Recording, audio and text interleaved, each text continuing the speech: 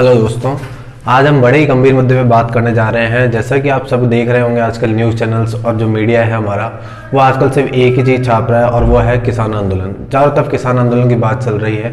क्या है ऐसी चीज़ें जो किसानों को सड़कों पे ले आई है? क्यों इस देश का अन्नदाता सड़कों पे आके आंदोलन कर रहा है? इतना सर्दी के अंदर वो अपनी फसल जहाँ बो बुआ के आया है, वो उसकी देखभाल करने की बजाय वो उस पर काम खेतों में काम करने की बजाय वो सड़कों पे क्या कर रहा है? आखिर ऐसा क्या हुआ है, क्या ऐसा आया है इन बिलों के अंदर? आज हम उस बारे में बात करेंगे। देखिए, यहाँ पे लोग तरह तरह के व्यूज़ रख रहे हैं। मैंने देखा है लोग व्हाट्सएप पे अलग अलग स्टेटस लगा रहे हैं, अलग अलग तरह का व्हाट्सएप यूनिवर्सिटी, जैसा हमें पता ही है। कई कोई लोग सच्चाई है, कुछ झूठ है, वो सब आप देख सकते हो। आप खुद एनालिसिस कीजिएगा इन बिलों को, जब पढ़ेंगे वो इन बिलों का हम जितनी जानकारी ले सकेंगे उसके बाद आप खुद एनालिसिस कीजिएगा कि क्या होना चाहिए, क्या सच में ये बिल किसान विरोधी हैं या नहीं है। ठीक है, तो सबसे पहले अगर हम बात करते हैं कि सबसे पहले ये बिल कौन बना सकता है, सबसे पहली बात ये है। सबसे पहला इशू ये आता है किसके पास पावर है इन बिल्स को बनाने की, मतलब एग्रीकल्चर के ऊपर कोई भी बिल्स बनाने की, कोई भी कानून बनाने की किसको इजाज़त है? क्या ये केंद्र सरकार को है, क्या ये राज्य सरकारों का है, या फिर कौन बना सकता है, या दोनों मिलकर बना सकते हैं? सबसे पहले हम ये जानेंगे। देखिए, सबसे पहली बात आती है, सबसे पहले हम बात करते हैं आर्टिकल, हमारे जो कॉन्स्टिट्यूशन है, हमारे कॉन्स्टिट्यूशन का आर्टिकल 246, हमारे कॉन्स्टिट्यूशन का आर्टिकल 246 ये साफ साफ स्टेट करता है कि कौन किस किस पे कानून बना सकता है। मतलब कहा जाए कि अगर मैं डिफेंस की बात करूं तो डिफेंस की बात करते हैं तो वो कानून आता है हमारा सेंटर, उस पर जो भी कानून बनेंगे वो सेंट्रल बनाएगा। ठीक है, वहीं पुलिस की बात करूं तो पुलिस क्या होता है, राज्य सूची का विषय होता है, मतलब स्टेट लिस्ट का वो टॉपिक होता है। ठीक है, तो इस तरह आर्टिकल 246 हमें ये बताता है कि कौन कौन सी चीज़, क्या कौन किस किस पे कानून बना सकता है, मतलब स्टेट किन किन विषयों पे अपने कानून बना सकता है, कौन कौन से सब्जेक्ट है स्टेट के बाद जिन पे वो कानून बना सकता है, कौन कौन से सब्जेक्ट सेंट्रल के पास है, और कौन कौन से ऐसे जो सब्जेक्ट है जो दोनों के पास है, मतलब कौन करंट लिस्ट है। देखिए, 3 तरह की लिस्ट है 246 के अंदर देखेंगे तो एक होता है स्टेट लिस्ट जिसमें सिर्फ स्टेट ही कानून बनाएगा, एक है सेंट्रल लिस्ट, एक है कॉन्करेंट लिस्ट। ठीक है, तो अब हमें ये सब समझना पड़ेगा कि कॉन्करेंट लिस्ट के अंदर क्या होता है। कॉन्करेंट लिस्ट के ऊपर दोनों कानून बना सकते हैं, मिलकर कानून बना सकते हैं। लेकिन अगर कॉन्करेंट लिस्ट में एक हमारा जो मेन चीज़ है वो ये है कि अगर सेंट्रल ने भी कानून बना दिया और स्टेट ने भी कानून बनाया तो किसका कानून प्रभावी होगा? तो उस केस के अंदर जो हमारा आर्टिकल 254 कहता है, आर्टिकल 254 साफ साफ ये कहता है कि अगर दोनों कानून बना दिए जाते हैं तो उस केस के अंदर सेंट्रल का कानून प्रभावी माना जाएगा। तो वही सेम चीज़ आज हमारे एग्रीकल्चर के साथ हुई है। जब संविधान बना था तो सबसे पहले जो एग्रीकल्चर सब्जेक्ट था, एग्रीकल्चर स्टेट का विषय था, क्योंकि जो जमीन भूमि होगी ये सब होगा, लैंड रिफॉर्म होंगे, तो वो क्या स्टेट के हिसाब से होता था। हर स्टेट की अपनी अपनी जूलॉजी होती है, अपने अपने हिसाब से उनकी ज्योग्राफी होती है, उनका क्लाइमेट होता है हर, तो उस हिसाब से यहाँ पे कानून बनते जाते हैं अलग अलग स्टेट्स के लिए। ठीक, तो एक्चुअली क्या था, जो ये सबसे पहले जो स्टेट की जो 14 नंबर की एंट्री थी वो थी एग्रीकल्चर। ठीक है, और जो 26 और 27 थी, 27 थी ट्रेड एंड कॉमर्स, वो किस तरह ट्रेड कर सकते हैं किस तरह नहीं, और एक थी पब्लिक गुड्स एंड सर्विसेज। ये 3 एंट्री थी स्टेट के अंदर। ठीक है, एंट्री नंबर 14, एंट्री नंबर 26 और एंट्री नंबर 27। तो ये था production, supply and distribution of goods and services, इन पे ये कानून बना सकती थी स्टेट। ठीक है, तो जब नेहरू जी प्रधानमंत्री थे तो उन्होंने क्या कहा था, लैंड रिफॉर्म्स के बारे में बात कही थी। स्टेट को हर बार चेताया था कि आप थोड़ा सा किसानों के बारे में सोचिए, लैंड रिफॉर्म्स लेके आना था।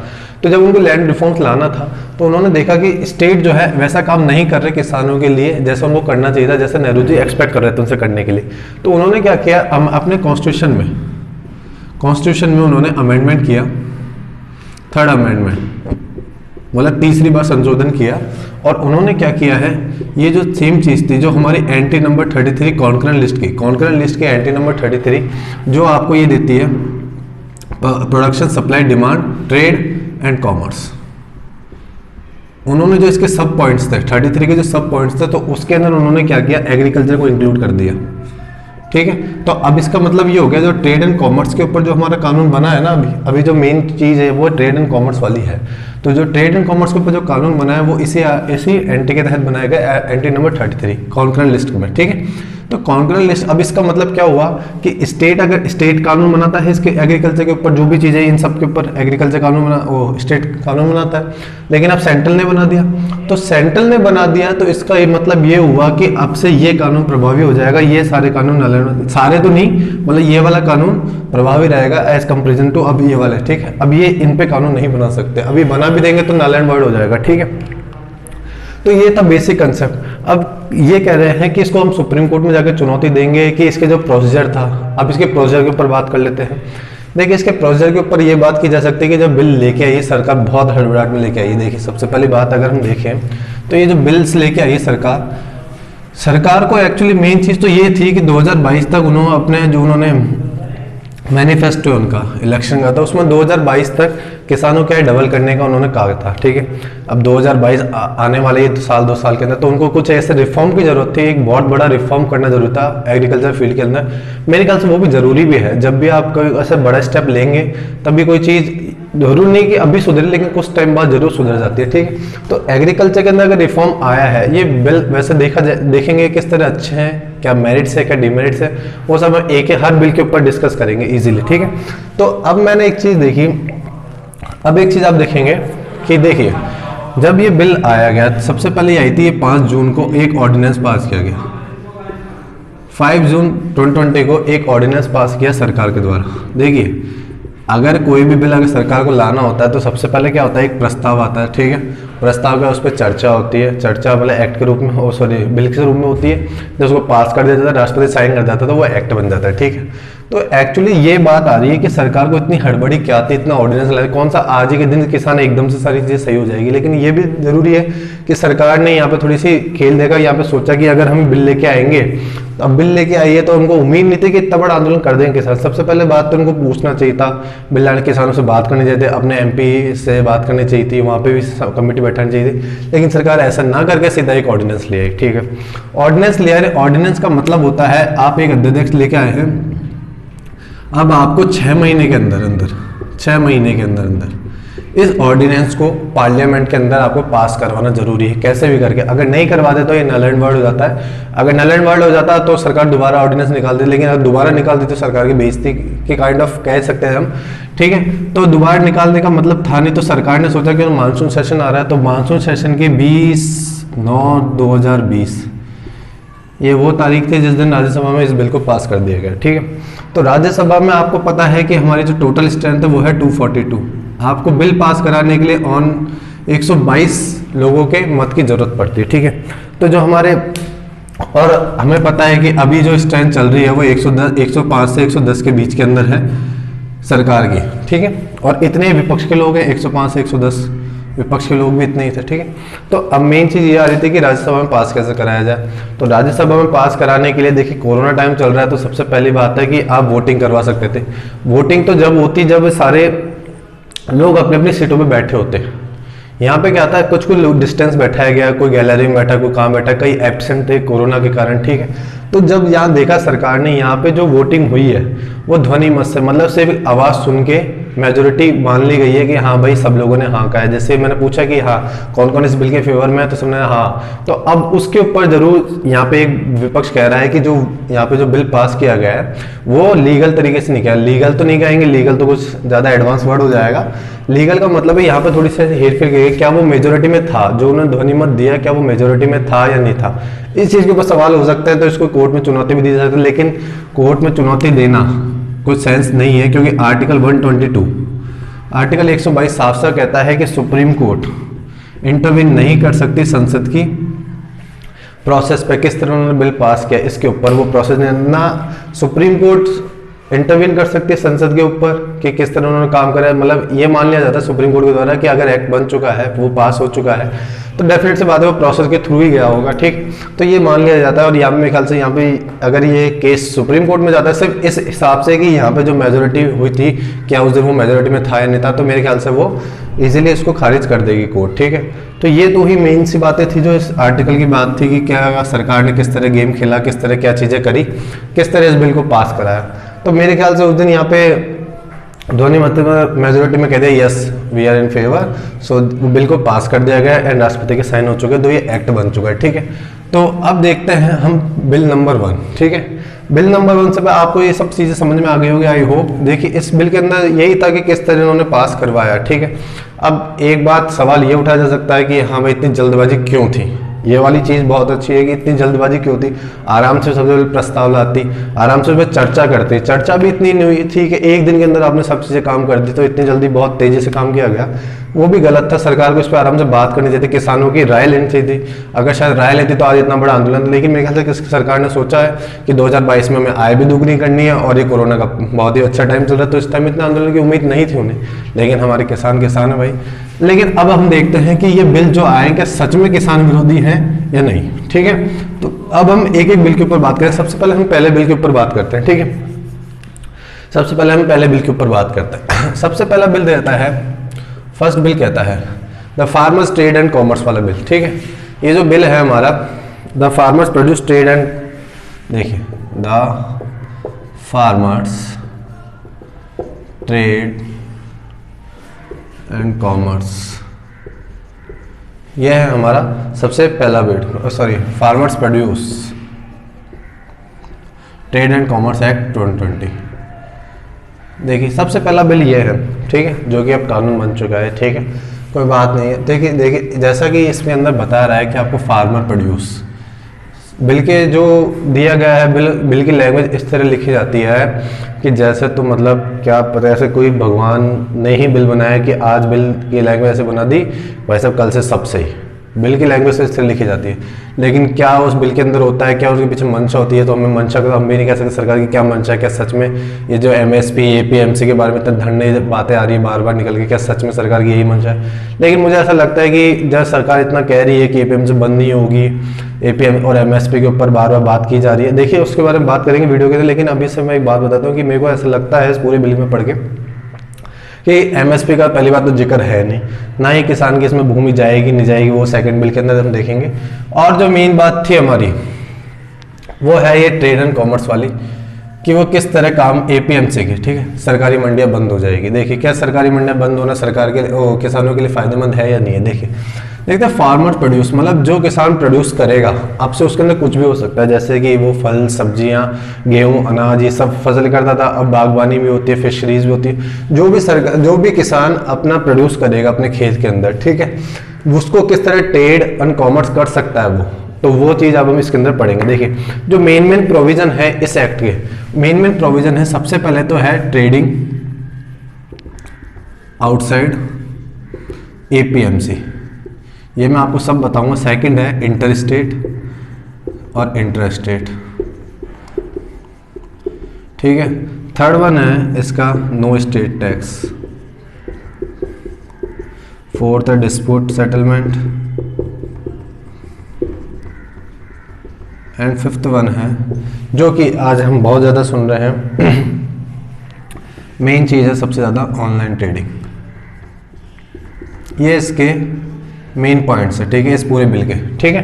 तो अब हम एक एक के ऊपर बात करते हैं। देखिए अब देखिए ट्रेडिंग आउटसाइड APMC, APMC का मतलब होता है agriculture produce market committee, agriculture produce market committee, ठीक है। तो देखिए APMCs क्या होती है, सरकारी मंडियां क्या होती है। देखिए सरकार की मंडियां ऐसी होती है कि ये स्टेट के अंदर आती है APMCs, ठीक है, हर स्टेट में अलग अलग APMCs होती है, जगह जगह होती है, ठीक है। तो इसमें पहले क्या होता था पहले क्या होता था, जो नॉर्मल किसान होता था, उस नॉर्मल किसान को अपनी जो उपज होती थी, जो भी वो उपजाता था अपने अंदर सीरियल्स वीरियल्स ये सब चीज़ें, तो वो सिर्फ APMC में ही जाके बेच सकता था। लेकिन अब इसको टोटली कैंसिल कर दिया गया है और उसको एक ऑप्शन दे दिया गया है कि आप अब APMC ऑप्शन दिया गया है, APMC के अलावा आप और कहीं भी प्राइवेट मंडीज हो या कोई सीधा फूड प्रोसेसिंग यूनिट्स हो, उन सब के साथ आप डील कर सकते हैं। देखिए सबसे पहली बात तो ये जो छोटा किसान था ना, वो तो कभी APMC गया भी नहीं होगा मेरे ख्याल से।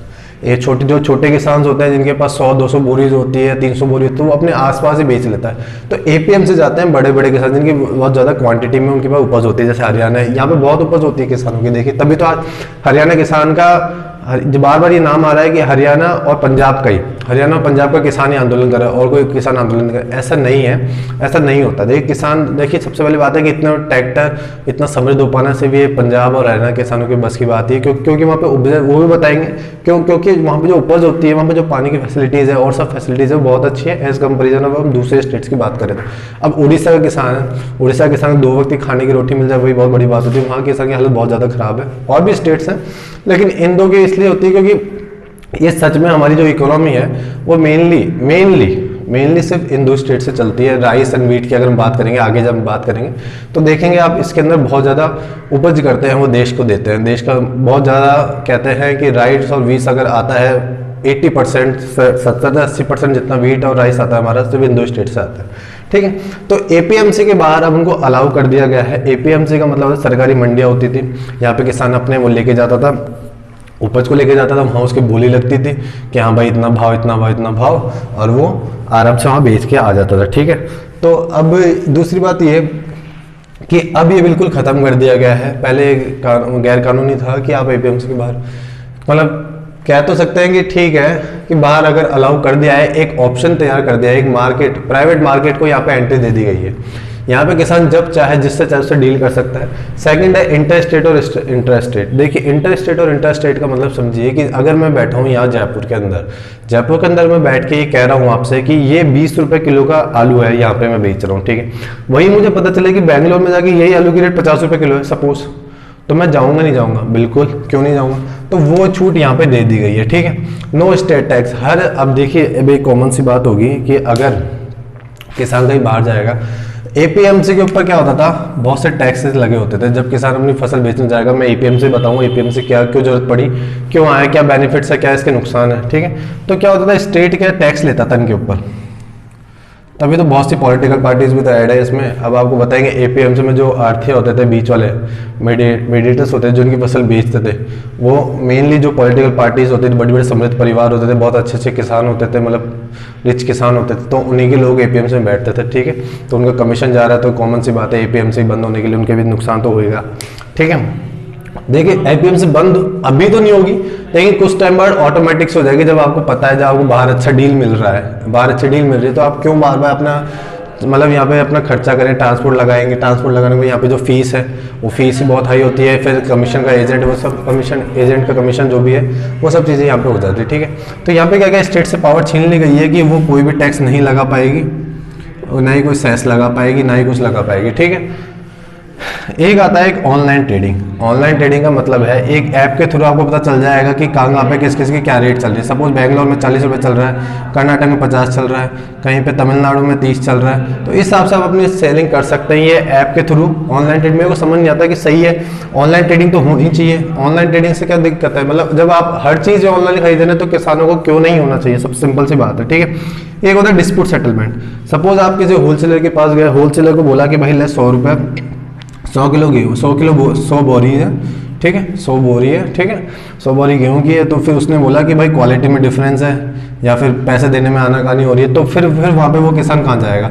तो इसके लिए उन्होंने क्या किया है, उस डिस्ट्रिक्ट का जो एसडीएम होगा, है ना, उस एसडीएम के पास जाएंगे, वो एसडीएम इनका सुलझारा करेगा, ठीक है। अगर आप एसडीएम के फैसले से खुश नहीं है तो आप किसके पास जाएंगे, कलेक्टर के पास, ठीक है, कलेक्टर के पास जा सकते हैं, ठीक है। लेकिन जो यहाँ पे जो कोर्ट का है, कोर्ट के लिए यहाँ पे कोर्ट का कोई इंटरव्यू नहीं है, मतलब कि यहाँ पे कोर्ट जाने के लिए मना किया है, क्योंकि ऐसा कहा गया, सरकार का ये पक्ष है कि अगर कोर्ट जाते हैं, किसान के पास पहले इतना माल है, किसान पहले इतना गरीब है, तो वो कोर्ट का खर्चा कहाँ से उठाएगा, ठीक है।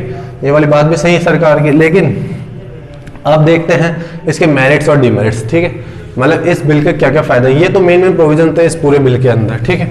अब जो मैं पहले एक बात कर लेता हूँ आपसे, पहले मेरिट डिमेरिट्स बात करते हैं, फिर एपीएमसी के ऊपर बात करेंगे कि एपीएमसी क्या है, या फिर पहले एपीएमसी के ऊपर बात कर लेते हैं जिससे कि आप मेरिट और डिमेरिट आराम से समझ पाए, ठीक है। एपीएमसी क्या है, एग्रीकल्चर प्रोड्यूस मार्केट कमिटीज, ठीक है। ये एक्चुअली होता क्या है, एपीएमसी देखिए क्या होती है, क्यों बनाने की जरूरत पड़ी एपीएमसी को। एक्चुअली जब हमारा किसान जब पहले खेती करता था, ठीक है, तो अब उसको भाई खेती में डालने के लिए बीज खाद ये सब खरीदने के लिए उसको पैसा चाहिए होता था। अब पैसा पहले के ज़माने में बैंक तो थे नहीं थे, लेकिन किसानों को इतनी नॉलेज थी नहीं, तो वो क्या करते थे, साहूकार के पास चले जाते हैं। साहूकार जी भाई साहब बहुत ज़्यादा होशियार हमारे मदर इंडिया वाले, हाँ भाई लाला लगा दे अंगूठा, लगा दिया अंगूठा, अंगूठा लगा दे तो भाई 5% लिख, 50% लिख, कितना परसेंट भी लिख ले, ब्याज अब तेरे हिसाब से लिखेगा। वो अंगूठा लगा के आ जाता किसान। अब 3-4 महीने में किसान की फसल बड़ी हो गई। अब काटने की बारी आई, तो भाई से काटने से पहले तो भाई साहूकार जी, हाँ भाई लाओ पैसे चुकाओ। अब भाई पैसे कहाँ से चुकाए किसान ने, बोले लगा लो भाई अनाज का भाव लगा लो।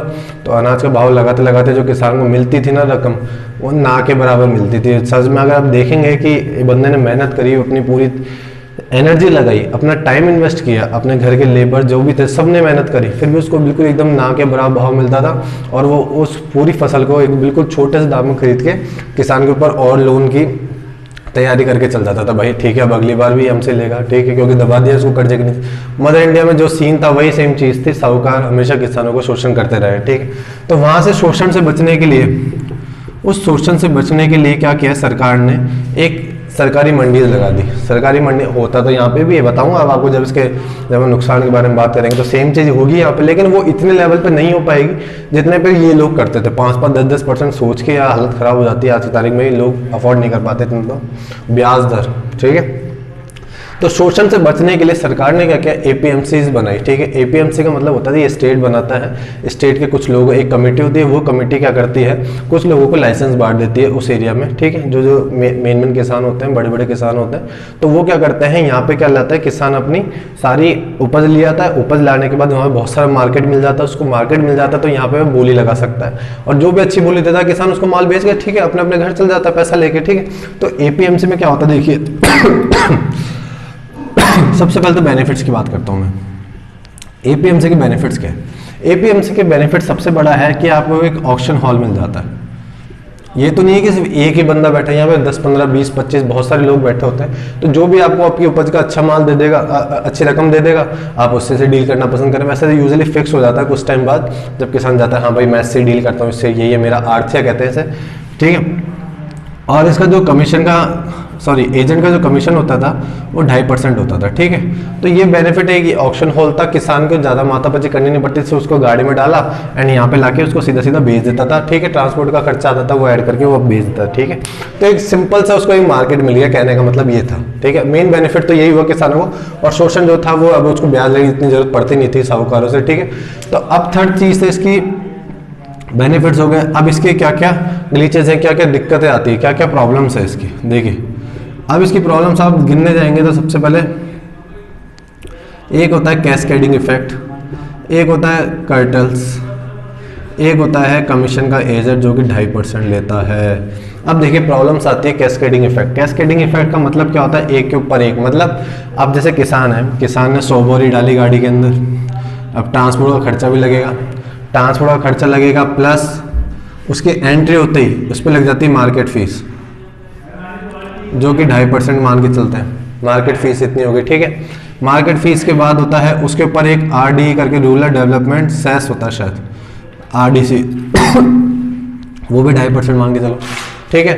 और ट्रांसपोर्टेशन का खर्चा हो गया सपोज 5%, ठीक है। और कमीशन, एजेंट का कमीशन हो गया 2.5%। देखिए अगर आप इन सबको ऐड करते हैं, देखिए कितना हो जाता है, 5, 10, 12.5 मतलब 13% ले लेता हूँ मैं, on an average 13%, on an average 13% लेता हूँ। अगर मैं कहूँ 1,000 रुपये, 1,000 रुपये, अगर मुझे 1,000 रुपये की बोरी में लेके आया, मेरे 1,000 रुपये की उपज थी, मैं 1,000 रुपये बेचने के लिए लाया, तो उसमें 13% अगर मैं काट लूँ तो 130 रुपये तो मेरे पहले कट जाएंगे, ठीक है। 130 रुपये मेरे पहले कट गए, ठीक है। 130 रुपये ये सब कट गए, तो अब मेरे पास कितना बचा, इसमें बचा 830 रुपये। अब 830 रुपये, ठीक है। अब 830 रुपये भी उसको कब मिलेंगे, 830 रुपये भी कब मिलेंगे, 3 से 4 महीने बाद। ये था इसका सबसे बड़ा डिसएडवांटेज। एपीएमसी का ये नहीं है कि एंड पेमेंट दे देते हैं, नहीं, कई तो ऐसा 3-3, 4-4 महीने तक पेमेंट को होल्ड करके रखते हैं भाई। तो ये यहाँ पे आई सबसे बड़ी प्रॉब्लम, ठीक है। उसको ये 830 रुपये पहले उसको पैसा कम मिल रहा है, और उसमें भी उसको 3-4 महीने का टाइम वेट करना पड़ रहा है, ठीक है। तो अब ये मेन चीज़ आती है। और एक चीज़ और थी कि देखिए मैं भी एक ये मान के चलिए, मेरे को भी नॉलेज है कि किस तरह से वहाँ मंडियों में सब्जी बेची जाती है, क्योंकि जब मैं गया हुआ हूँ, मैंने मंडियों की हालत सच में देखी है। मैंने देखा है कि सुबह सुबह उठ के 3-3, 4-4 बजे उठ के फल सब्जियाँ लेके, जो भी सब्जियाँ अनाज ये सब लेके सुबह सुबह चल जाते थे, ठीक है। तो जब वहाँ जाते थे तो आप सोचिए, जो सब्जी हम सुबह 6 या 7 रुपये पर केजी में बेच के आते थे, वही सब्जी हमें यहाँ पे आने के बाद 20 से 25 रुपये किलो में मिलती थी। मतलब किसान के पास तो 6 से 7 रुपये पर केजी गया, और उसके बाद का जो बीच इतना बड़ा कमीशन, 13-14 रुपए का कमीशन, 13-14 रुपए का कमीशन, देखिए आप कितना, मतलब बीच में 13-14 रुपए का कमीशन गायब है। इसमें कितने लोग आ गए, वो एपीएमसी वाला आ गया, फिर वो सब्जी जो से लेगा रिटेलर्स वो आ गया, होलसेलर का भी आ गया, सबका आ गया। 13-14 रुपये चीज़ महंगी हो गई, मतलब ऑन एन एवरेज नाना का 10 से 15% यहाँ पे वो चीज़ें महंगी हो जाती है। तो ऑटोमेटिक से बात है, जो कस्टमर के पास जाएगी तो वो भी ऑटोमेटिक महंगी हो जाएगी, ठीक है। तो ये थी एपीएमसी की कहानी कि एपीएमसी के फायदे नुकसान यही हैं। अब देखिए एक बात बताता हूँ मैं आपको, बिहार, महाराष्ट्र, देखिए बिहार और महाराष्ट्र की अगर मैं बात करूं तो बिहार के अंदर 2006 के अंदर ही एपीएमसी बंद हो गई थी। जैसा कि मैं आपको बता रहा हूं कि एपीएमसी के लोगों को ज़्यादा जानकारी भी नहीं है, सही बात तो यह है, बहुत से किसानों को ये पता ही नहीं एपीएमसी होती क्या है, ठीक है। तो किसान 2006 के अंदर ही बिहार के अंदर तो एपीएमसी बंद हो गई थी, ठीक है। फिर भी यहाँ के लोग टायर जला रहे हैं, मेरे को ये समझ नहीं आ रहा, पता नहीं क्यों जला रहे हैं ये तो। और महाराष्ट्र के अंदर देखो क्या किया गया है इस एक्ट के थ्रू, इससे पहले ही एक प्राइवेट मंडी लैंड, ठीक है, प्राइवेट मंडीज है वहाँ पे, ठीक है। मैं अगर जहाँ तक है मुझे 118 समथिंग करके प्राइवेट मंडीज है वहाँ पे, और एपीएमसी भी चल रही है वहाँ पे। तो जो ऑन एन एवरेज यहाँ पे तो ऑटोमेटिक से प्राइवेट मंडी का पहले से दिया हुआ है, ठीक है, और एपीएमसी भी चल रही है। तो दोनों से देखेंगे तो सरकार को फायदा हुआ है। ऑन प्राइवेट मंडी से उनको 11,000 करोड़ रुपए, और शायद इससे 48,000 करोड़ रुपए। तो देखिए एपीएमसी आज भी चल रही है, ऐसा नहीं है कि बंद हो जाएगी। ऐसे एक अल्टरनेट ऑप्शन खोला जा रहा है किसानों के लिए कि जिससे कि वो एपीएमसी बेचना चाहे तो बेचो, एपीएमसी बंद नहीं है, आप चाहो तो बेचो, अगर नहीं बेचना चाहे तो आप किसी प्राइवेट में जाके बेच सकते हैं, ठीक है। तो एक ऑप्शन खोला गया है इस बिल के थ्रू। तो अब देखिए ये तो हो गया एपीएमसी के बारे में। अब मैं इसके मेरिट्स और डिमेरिट्स की बात कर लेता हूँ। देखिए मेरिट्स और डिमेरिट्स के अंदर, और सरकार को इसमें क्या दिक्कत है, किसानों को क्या दिक्कत आ रही है, वो भी देख लेते हैं, ठीक है। सबसे पहले मेरिट्स की बात करूं अगर मैं, तो मेरिट से यह है कि किसान आज़ाद हो जाएगा एपीएमसी से। मेरिट से तो यह है कि किसान एपीएमसी में बेचने के लिए पाबंद नहीं रहेगा, अब जहां चाहे वो वहां बेच सकता है, ठीक है। एक उसको ऑनलाइन ट्रेडिंग की सुविधा मिल जाएगी, ठीक है, ऑनलाइन ट्रेडिंग की सुविधा मिल जाएगी तो फिर क्वालिटी का भी फर्क पड़ेगा ना, किसान अब बेटर क्वालिटी उपजाना चाहेगा, बेटर क्वालिटी आएगा तो इनोवेशन भी आएगा, ठीक है, इनोवेशन आएगा तो बेटर क्वालिटी भी आएगी, मतलब कहने का मतलब ये है, ठीक है। एक फेयर कंपटीशन, गुड कंपटीशन भी होना जरूरी है मार्केट के अंदर, ठीक है। ये सब मेरिट्स हैं, ठीक है। अब डीमेरिट्स की बात करें, डीमेरिट्स की अगर मैं बात करूं तो देखिए एपीएमसी अभी तो बंद नहीं होगी, लेकिन कुछ टाइम बाद एपीएमसी सच में बंद हो जाएगी। देखिए अब अगर सरकार को ये भी सोचना चाहिए था कि कुछ एक एपीएमसी के अल्टरनेटिव में भी, अल्टरनेटिव मतलब उनका भी थोड़ा सोचना चाहिए था किस तरह इस एपीएमसी को भी रिवाइव रखा जा सकता है अल्टरनेट ऑप्शन देके। तो ये है इसका सबसे बड़ा जुडिशियल रिव्यू वाला। जुडिशियल रिव्यू का मतलब है, एक तो उन्होंने कोर्ट को इसके अंदर नहीं डाला है, इस एक्ट के अंदर कोर्ट को नहीं डाला है, ठीक है। कोर्ट को ना डाल के उन्होंने एसडीएम और कलेक्टर को डाला है। तो एसडीएम और कलेक्टर दोनों क्या है, एसडीएम और कलेक्टर दोनों सरकार के नुमाइंदे हैं। हो सकता है इनको ब्राइब देके या फिर इनको पर थोड़ा प्रेशर बना के फैसला उनके खुद के पक्ष में लिया जा सकता है, ठीक है। जो बड़े बड़े व्यापारी हैं वो इजीली अपने फेवर फैसला ले सकते हैं, ठीक है। और एक चीज थी इसके अंदर, न्यू ऑलिगोपोली बन सकती है। न्यू ऑलिगोपोली का मतलब जैसे कि एपीएमसी में क्या होता था, एपीएमसी में देखिए किसान बेचने गया, पहले तो क्या ऑक्शन हो जाता था तो ठीक है उस हिसाब से रेट हो जाते। अब उन्होंने क्या किया, जो वहाँ पे एपीएमसी वाले लोग थे उन्होंने एक बना ली कमेटी, बोले हम इसके ऊपर नहीं बेचेंगे, अब तेरे को बेचना हो तो बेच वरना मत बेच। अब उन्होंने सपोज 1,000 रुपए के, पहले उसको किसान को मिल जाता है 1,000, 1,200, 1,400, 1,500 इस हिसाब से रेट मिल जाती है। अब उन्होंने डिसाइड ही कर लिया कि 800 के ऊपर कोई नहीं बेचेगा, तो अब बेचारा किसान करेगा क्या, वो 800 रुपये में बेच के आ जाएगा। अगर भाई ऑक्शन करने वाले वही तो होते हैं लोग, ठीक है, उन्होंने बोल दिया कि 800 के ऊपर नहीं बेच रहे जो मार्केट कमेटी के थे, तो उन्होंने भी ऑलिगोपोली बोले थे। अब यहाँ पे भी एक ऑलिगोपोली का खतरा है कि एक सेम मार्केट बन जाएगा तो प्राइवेट वाले भी दिक्कत करें। देखिए स्टार्टिंग में क्या होगा, स्टार्टिंग में क्या होगा, जो प्राइवेट मंडी जाएगी ना वो बहुत अच्छा दाम देगी, तो हो सकता है 2 साल के अंदर किसान की इनकम दुगनी दिख जाए। कोई बड़ी बात नहीं है, ठीक है, कोई ज्यादा बड़ा इशू नहीं होगा कि 2 साल के अंदर अंदर किसानों की आय दुगनी। क्यों? क्योंकि प्राइवेट मंडी जा रही तो वो अच्छा दाम देगी, एपीएमसी से तो अच्छा दाम देगी, ठीक है, कॉमन सी बात है। तो लेकिन कुछ टाइम बाद क्या होगा, फिर वो अपनी मनमानी चलाने लग जाएंगे, फिर वो भी ऐसे डिसाइड कर लेंगे कि नहीं अब इनको 800 के ऊपर नहीं देंगे, 900 के ऊपर नहीं देंगे। जो चीज वो अभी 1000 रुपए में दे रहे थे, वो खरीद रहे थे 1000 रुपए में खरीद रहे थे, अब वही चीज वो 800 900 उनके हिसाब से चलेगा। तो ये सिस्टम भी गलत है। इस सरकार को इसके ऊपर सोचना चाहिए कि इस सिस्टम से कैसे एक रेगुलेशन होना चाहिए, प्रॉपर रेगुलेशन गाइडलाइंस होनी चाहिए, या तो स्टेट को दे दे या खुद गाइडलाइंस निकाल दे कि नहीं नहीं इस तरह से मार्केट चलेगा, ठीक है। अब एपीएमसी के अंदर टैक्सेस बहुत सारे होते थे, कॉमन सी बात है, आदमी प्राइवेट मंडी की तरफ जाएगा तो ठीक है, प्राइवेट मंडी में जाएगा तो उसको भाई साहब अच्छे प्राइस मिलेगी, अच्छी प्राइस मिलेगी तो किसान क्या है, दुगनी होती है, फिर सरकार का काम पूरा। 2024 का चुनाव आ ही रहा है। अभी एक चीज और थी, अभी रिसेंटली एक न्यूज में था कि सरकार ने अभी शीतकालीन सत्र, मतलब कि जो विंटर्स में होने वाला सेशन था उसको बंद कर दिया है, वो कैंसिल कर दिया है, ठीक है, एडजन कर दिया। अब कॉमन सी बात है, सरकार ने क्यों किया ये तो मुझे बोलने की जरूरत नहीं होनी चाहिए, क्योंकि आप भी समझदार हैं इतने तो, क्योंकि पता है कि अगर यहाँ संसद में बैठेंगे बहस होगी, किसानों का मुद्दा आएगा। ऐसा तो चाहे ये लोग बिल वो चिट्ठियां निकाल रहे हैं, ऐसे तो नए फंक्शन कर रहे हैं। यूपी के अंदर तो अभी भी एक चीज और निकाल दी कि प्रोग्राम ही निकाल दिया कि हम किसानों से संवाद करेंगे। तो जब करना चाहिए तब तो करा नहीं, अब करके पता नहीं, अब देखते हैं, साल के एंड तक की बात है। तो ये तो हो गया। अब देखिए सजेशंस क्या क्या हो सकते हैं इसके अंदर, क्या क्या किया जा सकता है। देखिए एपीएमसी है ना, एपीएमसी को एक साथ ही इसको डिमोलिश करने के बजाय, मतलब ये सिस्टम है, यहाँ पे भी लोग रह रहे हैं, अपने सर्वाइवल का काम कर रहे हैं, रोटी पानी करवा रहे हैं, तो इनके लिए भी थोड़ा सरकार को सोचना चाहिए। तो ऐसा हो जाना चाहिए कि आगे जो प्राइवेट मंडीज आ रही है ना, उन पे भी ऑन एन एवरेज इतना ही टैक्स या फिर इसके बराबर फेयर प्ले का एक बराबर अपॉर्चुनिटी देनी चाहिए। मतलब जितना एपीएमसी उतना ही प्राइवेट मंडीज होनी चाहिए, जिससे कि एक लेवल बन सके, जिससे कि कंपटीशन फेयर हो सके, ठीक है। वरना क्या होगा, एपीएमसी बिल्कुल कुछ टाइम बाद एपीएमसी तो गायब हो जाएगी और प्राइवेट मंडी वापस आ जाएगी। प्राइवेट मंडीज आई तो फिर वही है जो आजकल टेलीकम्युनिकेशन में चल रहा है हमारा, ठीक है। एक सजेशन यही था और किसानों की बात सुननी चाहिए। तो ये था फर्स्ट बिल। इस फर्स्ट बिल के बाद अब हम सेकंड बिल की बात करेंगे, ठीक है। सेकंड बिल बड़ा ही रोचक बिल है, नई चीज तो नहीं है इसके अंदर ऐसी कुछ। एक इसमें एक बड़ा है कॉन्ट्रैक्ट फार्मिंग। कॉन्ट्रैक्ट फार्मिंग का मतलब समझ लीजिए। देखिए सबसे पहले क्या होता है, जैसे सपोज एक जूते बनाने वाले कंपनी है, ठीक है, जूते कंपनी बनाने वाली कंपनी ने क्या किया, पहले से कॉन्ट्रैक्ट ले लिया कि भाई तो 100 जूते बना के दे देना हमें, ठीक है। तो वही कॉन्ट्रैक्ट फार्मिंग कहती है। एक रेट डिसाइड कर ली, एक टाइम डिसाइड कर लिया, ठीक है, और ये क्वालिटी डिसाइड कर ली कि भाई ये क्वालिटी होनी चाहिए, इतने प्राइस हम देंगे और इतने दिन के अंदर तुझे ये काम करके देना है, ठीक है। तो ये अब इसको क्या किया है, फार्मिंग के अंदर भी लेके आया है इस चीज़ को।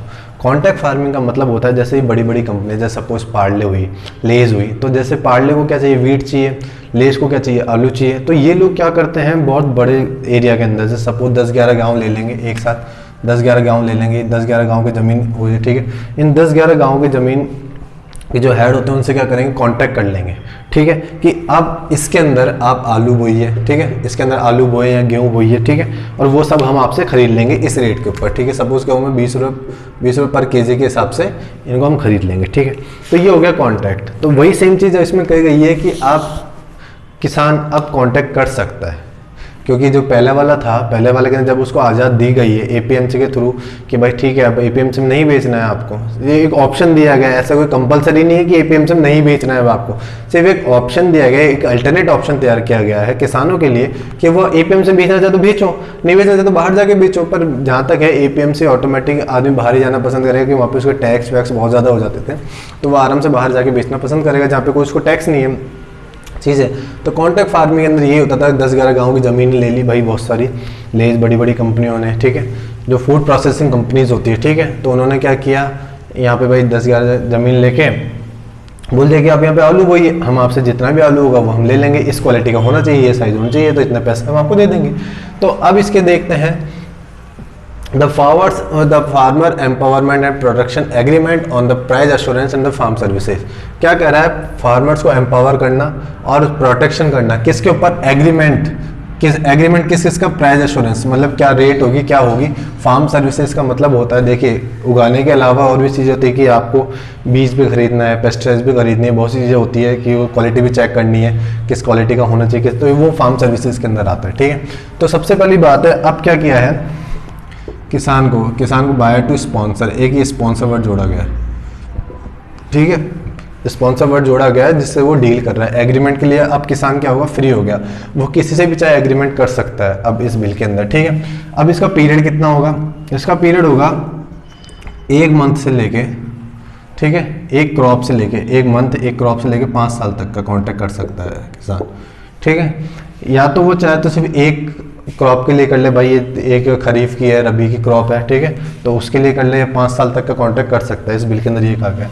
मॉडल कॉन्ट्रैक्ट का मतलब है कि सरकार इस पे, देखिए ये है सबसे थोड़ा सा जिस पे सरकार को थोड़ा सा काम करना चाहिए था, इस पे सरकार ने लिखा है मे का मतलब है, मॉडल कॉन्ट्रैक्ट का मतलब है कि सरकार इस पे ला सकती है। मेरे ख्याल से सरकार को इस पे लेके आना चाहिए था। अब एक्चुअली होगा क्या, जो भी बड़ी बड़ी कंपनियां हैं वो लीगल कॉन्ट्रैक्ट अपने वकीलों से बनवाती है, तो वकीलों से ऐसे ऐसे कॉन्ट्रैक्ट बनवाए जा सकते हैं जिनसे किसानों को नुकसान हो। अब किसान इतना पढ़ा लिखा तो है नहीं आज की तारीख, हो रहा है लेकिन कंप्लीटली नहीं हुआ है कि वो पूरा कॉन्ट्रैक्ट तो पड़ेगा नहीं, तो हो सकता है किसान को फंसाया जा सके। तो मेन कंसर्न किसानों का ये भी है। मेरे ख्याल से यहाँ पे मे की जगह सरकार को ही एक मॉडल लेके आना चाहिए था, ऐसा कि ये फॉर्म है, इसके अंदर ये एंट्री आपको भर के देनी है, सिर्फ एक मॉडल कॉन्ट्रैक्ट हो जाता है, ठीक है। जैसे 6 एंट्री हो गए, 7 एंट्री, फसल का नाम हो गया, रेट हो गई, किस रेट पे दे रहा है, कब देना है, डिलीवरी टाइम, ये सब इस मॉडल के अंदर। लेकिन सरकार ने ऐसा क्या किया, मॉडल अपने आप बनाएंगे, लेकिन अगर जरूरत पड़ेगी तो सरकार लेके आएगी, ठीक है। अब प्राइस फिक्सिंग मैकेनिज्म, अब ये देखिए, ये बहुत ही अच्छा चीज़ है। इसमें क्या किया गया है, देखिए इस प्राइस फिक्सिंग मैकेनिज्म को समझने से पहले देखिए कि जैसे यहाँ पे कॉन्ट्रैक्ट कर लिया गया है कि भाई 20 रुपये पर किलो में हम खरीद लेंगे आपसे, ठीक है, किसान भी राजी, वो भी राजी। अब यार 2 चीज़ें हो सकती है ना। अब एक्चुअली हो सकता है कि यहाँ तो आपने 20 रुपये किलो में उगवा लिया, 20 रुपये, तो बाहर जाके जैसी फसल जब हम बो रहे थे तब तो 20 रुपये किलो में सही है, हमने डील कर ली, लेकिन बाद में चला भाई तो 25-30 रुपये किलो में बिक रहा है बाहर, तो क्यों ना किसान को घाटा हो गया। तो किसान उस घाटे को बचने के लिए यहाँ पे क्या किया है सरकार ने, या तो आप क्या कर सकते हैं, एक रेट फिक्स कर सकते हैं कि भाई 20 या 25 रुपये जैसे फिक्स कर लें, या फिर एक चीज़ और थी, एक रेट फिक्स करके वहाँ पे एक फ्लेक्सिबिलिटी भी दी गई है। वो फ्लेक्सिबिलिटी मार्केट रेट के हिसाब से या एपीएमसी के हिसाब से, ठीक है, मार्केट रेट जो भी चल रही हो उसके हिसाब से भी आप यहाँ पे कॉन्टैक्ट कर सकते हैं, या एपीएम से जो रेट चल रही है उस हिसाब से। जैसे आपको अब 20 रुपये का है, अब सपोज अगर उसकी रेट गिर के 10 रुपये हो गई तो ये कॉन्ट्रैक्ट की कोई जरूरत नहीं है, तब तो आपको 20 रुपये में बेचना है, ठीक है, तब तो फिक्स हो गई। यहाँ पे सरकार ने ये बहुत अच्छी चीज़ करी कि एक रेट तो फिक्स कर ही दी है कि इसके नीचे तो नहीं जाएगा, ठीक है। अगर रेट बढ़ती है तो यहाँ पे फ्लेक्सिबिलिटी का भी ऑप्शन दिया गया है, ये आपको कॉन्ट्रैक्ट करते टाइम देखना है, ठीक है। अगर आप इसके तहत करेंगे फ्लेक्सिबिलिटी के टाइम, तो जैसे सपोज अगर 20 रुपये की चीज़ 30 रुपये बिक रही है तो वहाँ पे वो फ्लेक्सिबल की जा सकती है मार्केट रेट के हिसाब से, ठीक है। और दूसरी बात है delivery payment mechanism. Delivery payment mechanism, अब भाई साहब क्या होता है कि भाई एक दिन में कब पेमेंट कब करोगे, फसल तो ले आज हो गई फसल पूरी, अब लाओ। अब तो सरकार ने यहाँ कहा है कि जैसे ही, ये तो वैसे क्या डिलीवरी के टाइम की बात है कि जैसे डिलीवरी होगी उसी time hand to hand payment का होता है। लेकिन बाय चांस कभी कभार क्या होता है, कोई बैंक से आपको पेमेंट करना है तो 2-3 दिन का भी सब बैंक हॉलीडेज आ गया या कुछ इशू आ गया, तो ज़्यादा से ज़्यादा 2-3 दिन, इससे ज़्यादा लेट नहीं करना, ठीक है। तो ये डिलीवरी पेमेंट मैकेनिज्म में कोई दिक्कत थी नहीं। अब ये जो आ रहा है फार्मर्स लैंड, जहाँ पे फार्मर, कई लोग ये कह रहे हैं किसानों की ज़मीन चल जाएगी, ये बिल्कुल गलत है। ऐसा इस बिल के अंदर कुछ भी नहीं है, बल्कि इसमें पढ़ने की जरूरत है फार्मर्स लैंड के ऊपर कि सरकार ने ये कहा है इस बिल के अंदर कि अगर किसान की लैंड के ऊपर, लैंड पर अगर कोई एग्रीमेंट होता है तो वो वैसे ही नल एंड वॉइड हो जाएगा। किसान की जमीन को रखते हुए आप कोई भी एग्रीमेंट नहीं कर सकते, ये सरकार का इसके बिल के अंदर साफ साफ है। आप इसमें अगर लैंड इन्वॉल्व होती है तो दोनों की मर्जी से होएगी, और उसके अंदर अगर सपोज करो कोई स्पॉन्सर उस पर स्ट्रक्चर बना देता है, परमानेंट स्ट्रक्चर बना देता है, तो उसको डिमोलिश करने की, उसको हटाने की जिम्मेदारी भी स्पॉन्सर ही उठाएगा, खर्चा किसान खर्चा नहीं उठाएगा। तो फार्मर्स लैंड की बात तो बिल्कुल गलत है कि किसान अपनी जमीन खो देगा, ऐसा कुछ भी नहीं है। किसान अपनी जमीन नहीं खोएगा। इस बिल के अंदर ऐसा पूरी तैयारी की जाएगी सरकार के द्वारा कि बस अगर जैसी लैंड का यूज हुआ, इसके अंदर लैंड का मतलब है लैंड के ऊपर अगर कोई एग्रीमेंट बनता है कि हम आपकी जमीन ले लेंगे, वो कर लेंगे, तो वो वैसे ही नल एंड वॉइड हो जाएगा। इस पे आप कर ही नहीं सकते, आप इस पे कॉन्ट्रैक्ट बना ही नहीं सकते। सीधा सीधा सरकार ने यहाँ पे कहा है। एक ही रजिस्ट्रेशन वाली बात कही है कि रजिस्ट्रेशन में यही कहा है जिसके पास पैन कार्ड है वो इजीली, रजिस्ट्रेशन वाली बात है कि जो पैन कार्ड है वो इजीली जाके वो रजिस्टर माना जाएगा और वो आराम से एग्रीमेंट बना सकता है। और यहाँ पे स्टेट को दी गई है कि स्टेट है इस पे ऊपर गाइडलाइंस बनाई, या फिर स्टेट को इसके ऊपर पावर दी गई है, अपने हिसाब से गाइडलाइन बना सकती है। एक ही देखते हैं फोर्स मेजर। फोर्स मेजर क्या होता है, जैसे सपोज कीजिए फोर्स मेजर होता है कि जैसे नेचुरल कैलेमिटी आ गई, ठीक है, सपोज अब दोनों ही कोई ऐसी कंडीशन जहाँ पे दोनों ही पार्टी अपना क्या कहते हैं कॉन्ट्रैक्ट फुलफिल नहीं कर पा रही। सपोज जैसे अगर मैं एक एग्जांपल दूं, सपोज कहूँ कि जैसे अगर किसी की नौकरी लगी और उसको ज्वाइन करना है 1 जनवरी को, या फिर कहें या 1 जनवरी को ज्वाइन करना था, तो 2 दिन पहले ही सपोज 31 दिसंबर को सपोज उसका एक्सीडेंट हो जाता है या कुछ ऐसा हो जाता है जिस वजह से वो ज्वाइन नहीं कर पाता, तो इसमें क्या होता है उसके ऊपर कोई पेनल्टी या कोई केस नहीं होगा।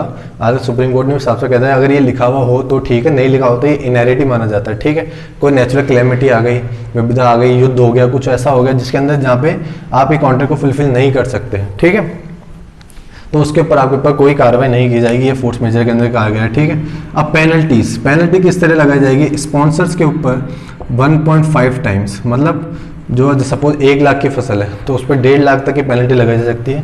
किसान को, फार्मर्स को सिर्फ उतना ही चुकाना होगा। वैसे तो फार्मर्स का देखा जाएगा कि अगर फार्मर गिल्टी होगा तभी चुकाना पड़ेगा। तो फार्मर्स के अंदर ये है कि सिर्फ उसको उतना ही चुकाना जितना स्पॉन्सर ने खर्च किया उसकी फसल के ऊपर, उसके अलावा उसको 1 रुपया नहीं चुकाना। ठीक है, एक ये एग्रीगेटर्स वाली बात आ रही है नहीं इस बिल के अंदर। इस बिल के अंदर क्या किया गया है कि एग्रीगेटर्स को जोड़ने का मतलब है कि 10-11 किसान, मतलब 10 एक FPO word farmer producer organisation, ऐसा कुछ है, भूल गया मैं, कि एग्रीगेटर्स हैं 10-11 किसान मिलकर, 1 किसान 2 किसान, एक कंपनी या 100 किसान मिलके एक ग्रुप बना सकते हैं। देखिए एग्रीगेटर्स वाला जो काम है ना, ये है ना हमारा गुजरात के अंदर बहुत अच्छा काम चल रहा है। सहकारी समिति जैसे कहते हैं, इन लोगों ने बहुत ही अच्छा मॉडल स्थापित किया गुजरात के अंदर। यहाँ पे क्या होता है, 1-1 2-2 किसान या फिर बहुत सारे ग्रुप मिलके एक पूरा ऑर्गेनाइजेशन बन जाता है और वो ऑर्गेनाइज करके खेती करता है। एक मॉडल कॉन्ट्रैक्ट लेता है कि किसी भी बड़ी कंपनी से ले लेगा। ठीक है, तो वो खेती करते हैं, तो इस हिसाब से बहुत अच्छा फायदा है, बहुत अच्छी चीज़ है। तो ये तो थे इसके मेन प्रोविजंस। ठीक है, देखिए फार्मर लैंड वाली बात बिल्कुल जो गलत है कि उनकी जमीन चल जाएगी, ऐसा कुछ नहीं। जैसे लैंड के ऊपर कोई एग्रीमेंट की बात ही होगी तो वो नल एंड वॉइड कर दिया जाएगा, ऑटोमेटिक सी बात है, वो एग्रीमेंट नल एंड वॉइड किया जाता है। एक मॉडल कॉन्ट्रैक्टिंग में यहाँ पे है किसानों को डर कि यहाँ पे क्या होगा, जब कंपनीज बड़ी कंपनीज के बड़े वकील हैं वो कुछ इस तरह भी बना सकते हैं कॉन्ट्रैक्ट जिसकी वजह से किसानों को नुकसान हो। तो यहाँ पे मे की जगह देखते हैं इसके मेरिट्स डिमेरिट्स में। मे की जगह सरकार अगर मॉडल कॉन्ट्रैक्ट ला दे कि भाई ये इस तरह का मॉडल कॉन्ट्रैक्ट है, ये फॉर्म है, इस फॉर्म को आपको भर के सबमिट कर देना, ये दोनों का एग्रीमेंट हो जाएगा। ठीक है, ये पीरियड हो गया, एग्रीमेंट स्पॉन्सर हो गया। ठीक है, कॉन्ट्रैक्ट फार्मिंग मैंने आपको समझा ही दी किस तरह होती है। ठीक है, अब हम इसके मेरिट्स और डिमेरिट्स की बात कर लेते हैं। देखिए मेरिट्स और डिमेरिट्स की बात करने से पहले मेरिट डिमेरिट क्रॉप पैटर्न। ठीक है, मेरिट्स में देखते हैं। इसके मेरिट्स में देखिए सबसे पहली बात तो एक कंपटीशन की बात आ जाएगी, तो एक बढ़िया कंपटीशन मिल जाएगा। ठीक है, और अब मैं एक बात कर रहा था आपसे, इसको मैं थोड़ा साफ कर देता हूं पहले।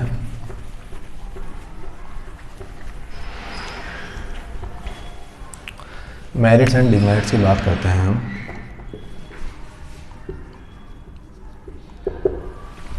मेरिट्स में देखिए सबसे पहली चीज़ होगी एक तो गुड कंपटीशन हो जाएगा। गुड कंपटीशन मतलब बहुत ही अच्छी चीज़, नई चीज़ें, इनोवेशन आएगी। देखिए इनोवेशन किस तरह आएगा, जब बड़ी कंपनियां जाएगी तो वो बोलेगी हमें इस तरह की, इस क्वालिटी का हमें फल चाहिए या फिर कुछ भी सब्जी चाहिए, तो वो क्या करेगी, नई पेस्टिसाइड लेके आएगी, नई टेक्नोलॉजी लेके आए जिसमें उनका खर्चा भी कम हो और चीज़ उनको अच्छी मिले। ठीक है, और एक जो हमारा क्रॉप पैटर्न है ना, ये जो मैं आपसे बात कर रहा था इकोलॉजी पे इफेक्ट डाल रही है हमारी चीज़ें, ये क्रॉप पैटर्न ही है। क्रॉप पैटर्न क्या करेगा क्रॉप पैटर्न क्या होता है, आजकल जो किसान है हमारे, जो मेनली जो चीज़ है वो क्या करते हैं, राइस, व्हीट, इन सब पे, मतलब सीरियल्स में ना, सीरियल्स पे ज़्यादा है, जिन पे देखा जाए तो हमारे कृषि का 80 to 90% जो पानी है ना, जो ग्राउंड वाटर है, वो सिर्फ इन्हीं खेती पे काम आता है। ठीक है, इनमें पानी की डिमांड बहुत ज़्यादा है। इसके अलावा देखा जाए तो और भी चीज़ों को इन्वॉल्व कर देना चाहिए, जैसे बागबानी हुई, ठीक है, सब्जियाँ हुई, फूल सब्जियाँ हुई, इन सबको देख के क्रॉप पैटर्न बार बार चेंज होगा, तो उससे क्या होगा, हमारी जो सॉइल है वो हेल्दी भी रहेगी और एनवायरनमेंट भी सही रहेगा। पानी की समस्या इन दिनों बहुत ज़्यादा हो रही है। ठीक, तो ये थे इसके मेरिट्स वाले पॉइंट्स। ठीक, क्रॉप पैटर्न बदलता रहेगा, तो इससे क्या होगा, अब सपोज करिए यहाँ पे आप हमेशा वही उगा रहे हैं, लेकिन अगर मैं कहूँ यहाँ पे आपको गेहूँ ना उगा के, गेहूँ उगा रहे हैं आप बार बार, लेकिन मैं कहूँ गेहूँ ना उगा के मैं आपको दे दूँ, कॉन्ट्रैक्ट दे दूँ कि भाई ठीक है टमाटर उगाइए, कुछ और उगाइए, अगले साल कुछ और उगाइए, फूल उगाइए, कुछ और उगाइए, तो इससे क्या होगा, चेंज होता रहेगा। अब देखिए डिमेरिट्स क्या है, इसके डिमेरिट्स है सबसे पहले था इसको कोर्ट, वही सेम चीज़ जो इन्होंने की है, कोर्ट को इन्होंने दोबारा इन्वॉल्व नहीं किया है। अगर स्पॉन्सर और उसके किसान के बीच में लड़ाई हो जाती है तो वही सेम पैटर्न है, वो एसडीएम के पास जाएगा, एसडीएम एक कमेटी बैठा देगा, उस कमेटी से आप कुछ नहीं हुआ तो आप कलेक्टर के पास जा सकते हैं, लेकिन कोर्ट जाने का इसमें प्रोविजन नहीं दिया गया है। ठीक है, तो ये सबसे बड़ा वही नुकसान किया गया है। ठीक है। और लीगल टर्म्स ऑफ कॉर्पोरेट देखिए, अब देखिए जो बड़े बड़े कॉन्ट्रैक्टर्स हैं तो वो क्या करेंगे, कुछ इस तरह का कानून बना सकते हैं जिसकी वजह से किसान बुरी तरह फंस सकता है। तो वहाँ पे मेरे ख्याल से इसका तो सिर्फ एक ही सॉल्यूशन था कि सरकार खुद ही आगे से एक मॉडल कॉन्ट्रैक्ट ला दे। मॉडल कॉन्ट्रैक्ट में सिर्फ आपको एंट्री भरनी है और सीधा सीधा कॉन्ट्रैक्ट भरना। कि सही बात है कि बड़े बड़े कॉन्ट्रैक्ट यहाँ पे फंसा सकते हैं इनको, किसानों को, जिससे उनको दिक्कत हो सकती है। अब एक बात आती है यहाँ पे MSP की, मिनिमम सपोर्ट प्राइस। यहाँ पे MSP का जिक्र वैसे इस पूरे बिल के अंदर कहीं भी नहीं है, लेकिन किसान पता नहीं क्यों डरा हुआ है। वो शायद इसलिए डरा हुआ है क्योंकि इस पूरे बिल के अंदर MSP के बारे में बात नहीं की गई। वैसे देखा जाए तो MSP कोई ऐसे कोई कानून था नहीं, एक नोटिफिकेशन ही होता है सरकार की तरफ से जारी किया जा सकता है कि हम आपको इतना पैसा देंगे इस फसल के भरोसे, ठीक है। तो ये 3 चीज़ें हैं जो डिमेरिट्स है इसके अंदर। अब हम सबसे पहले MSP पे बात करेंगे और थर्ड बिल पे बात करेंगे। MSP की क्या जरूरत पड़ती है और MSP पे इतना बवाल क्यों है इस टाइम कि MSP बंद हो जाएगी, ठीक है।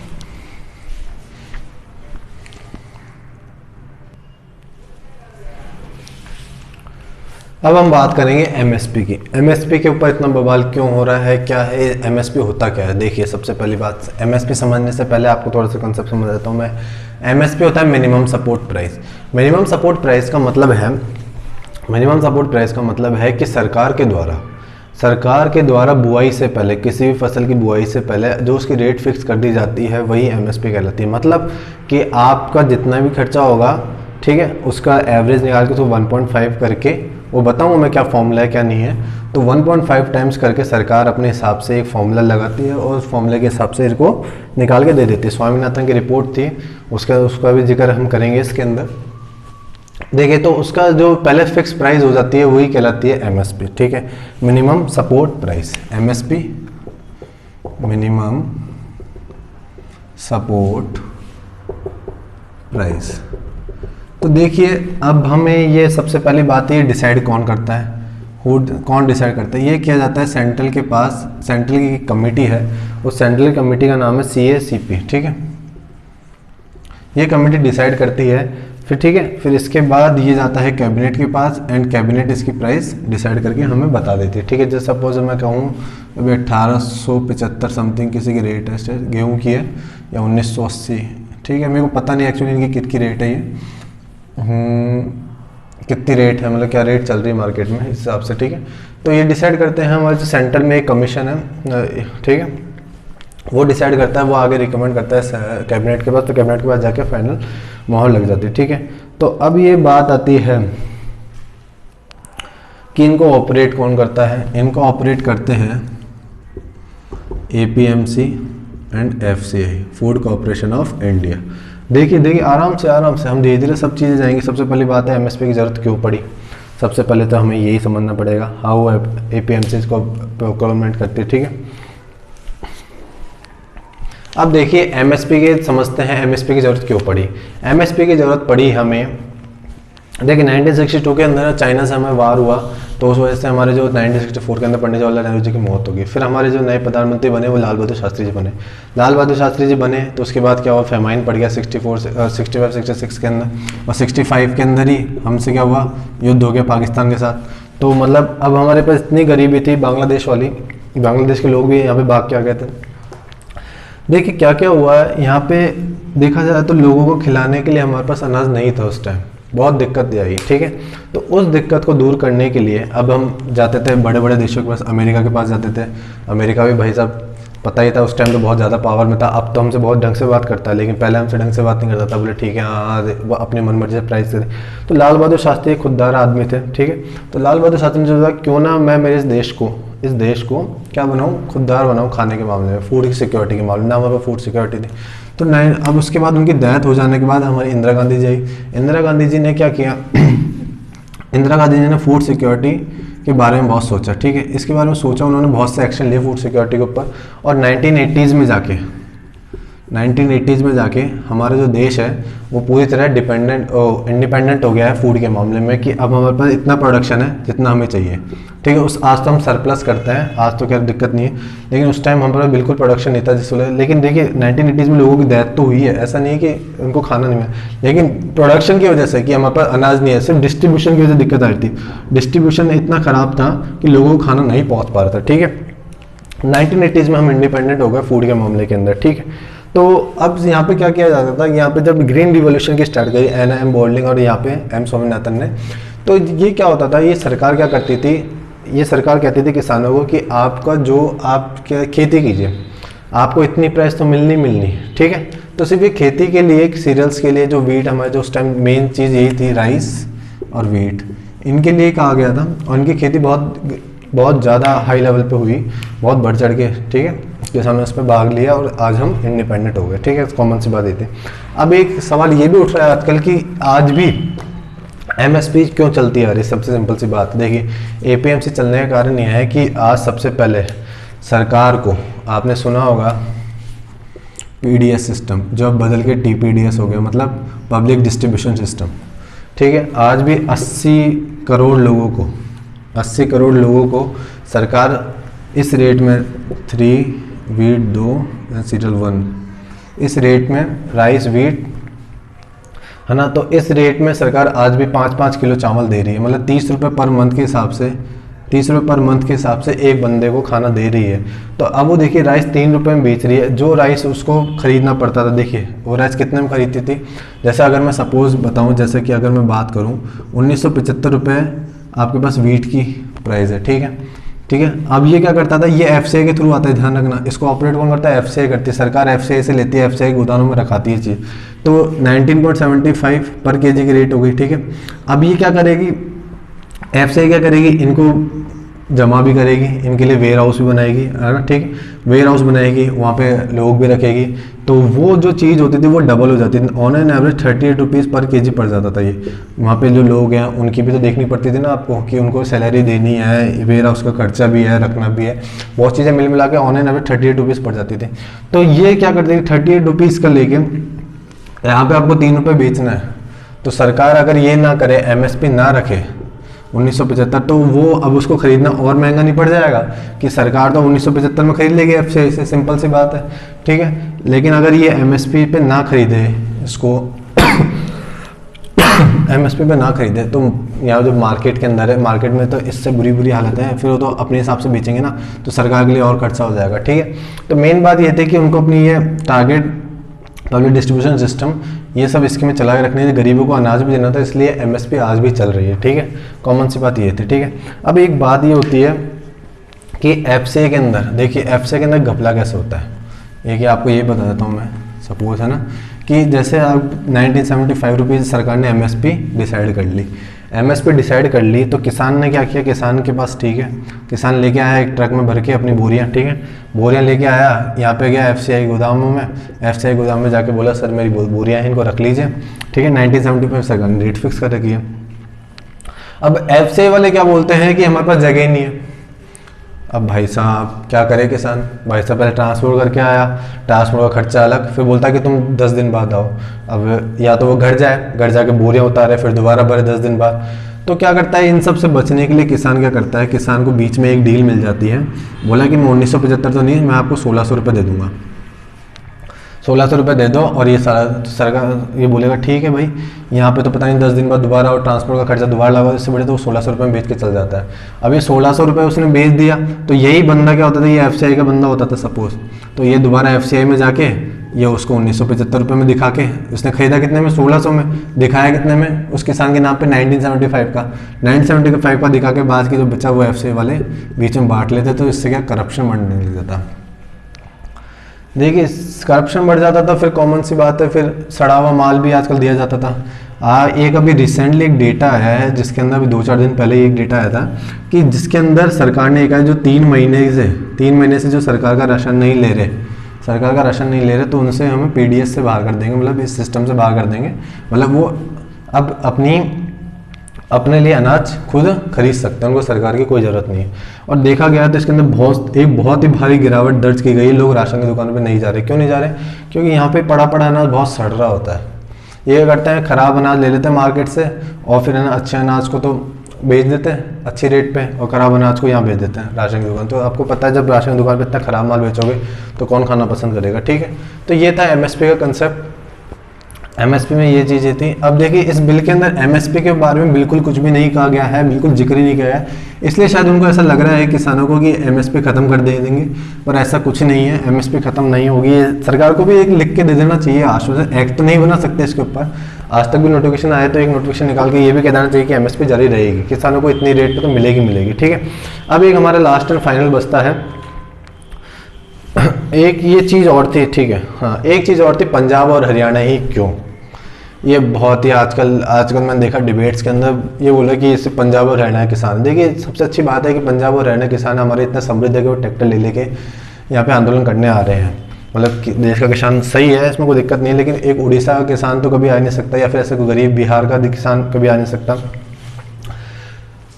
तो उस चीज़ को समझने के लिए मैं आपको एक चीज़ बताता हूँ, देखिए क्यों बिहार, क्यों पंजाब और हरियाणा के किसान ही ऐसे आ रहे हैं। देखिए जब हम राइस और वीट की बात करते हैं पंजाब और हरियाणा की, सिर्फ इन दो स्टेट की,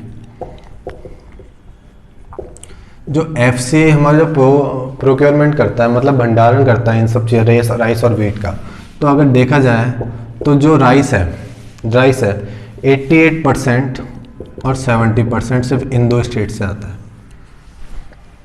ठीक है। दूसरी बात है अगर मैं ऑल इंडिया की बात करूं, ऑल इंडिया में एफसीआई जो प्रोक्योरमेंट करता है, ठीक है, राइस वीट का, ठीक है, तो 35% और 62%, 35 एंड 62%। देखिए आंकड़ा थोड़ा सा ऊपर नीचे हो सकता है मेरे ख्याल से, लेकिन जहाँ तक है मेरे को इतना ही है कि ऑल इंडिया में ये दोनों स्टेट 35% आपको वीट देते हैं और ये राइस देते हैं, और वीट 62% देते हैं, ठीक है। तो देखिए अब कॉमन सी बात है, इतना बड़ा हिस्सा अगर ये दो स्टेट दे रहे हैं तो कहीं ना कहीं इनकी वैल्यू तो है ही, ये मतलब काम तो करते ही हैं, बहुत ज़्यादा करते हैं, तो कॉमन सी बात है डायरेक्ट आपको इन पर पढ़ना ही है, इसलिए ये किसान ज़्यादा है, ठीक है। अब अगर मैं और स्टेट्स की बात करूँ, और स्टेट की बात करें तो और स्टेट्स को मिला के ऑन एन एवरेज तमिलनाडु और इन सबको मिला के बाकी 44% देते हैं। तो इन आंकड़ों पे जाने से बढ़िया है कि मेन चीज़ ये है कि जो भी ग्रीन रिवोल्यूशन हुआ था, मेनली जो हुआ था पंजाब और हरियाणा के किसानों ने ही बहुत बढ़ चढ़ के भाग लिया, देश के और किसानों ने भी लिया, मैं मना नहीं कर रहा हूँ यहाँ पे कि और किसानों ने काम नहीं किया है, लेकिन जो मेन जो हमारे यहाँ पे जो ग्रोथ हुई थी, जो मेन चीज़ अभी भी देखिए एफसीआई अगर प्रोक्योरमेंट करता है तो मेनली जो हमारे पास वीट और राइस आते हैं वो इन्हीं स्टेट से आते हैं, इसलिए किसान यहाँ के ज़्यादा है इस टाइम, उनको ज़्यादा फर्क पड़ रहा है, ठीक है।